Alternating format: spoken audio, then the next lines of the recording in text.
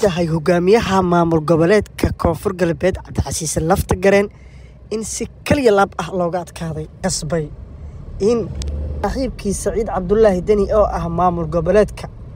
Puntland hogaamiyihiisa in uu goobtaas imaan isla xafladda isaga oo dhigtana fariin siyaasadeed oo nacayb xambaarsan loo mariyay Deni iyo Axmed Madoobe ma intaas kaliya maya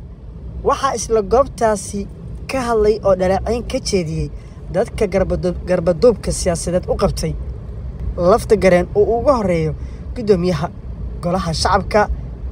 ee Aadan Madoobe anigoo ah xog sare aan wax indheeyay ayaa waxaan arkay qaabka ay wax u dhaceen sida ay tahay inay tahay mid ka baxsan qaab siyaasadeed kadib markii uu Aadan Madoobe uu yiri maamulka Jubbaland iyo Puntland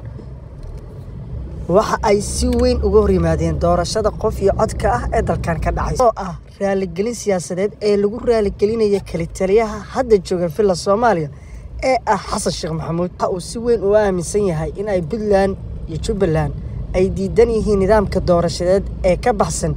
wixii lagu heshiiyay ee filla Soomaaliya ay wado taasna dhammaanteen ayaa qirsan haddii uu saqiir siyaasadeed u hadlo oo mikrofon uu qabsado waxa uu ka dhigayaa eed siyaasadeed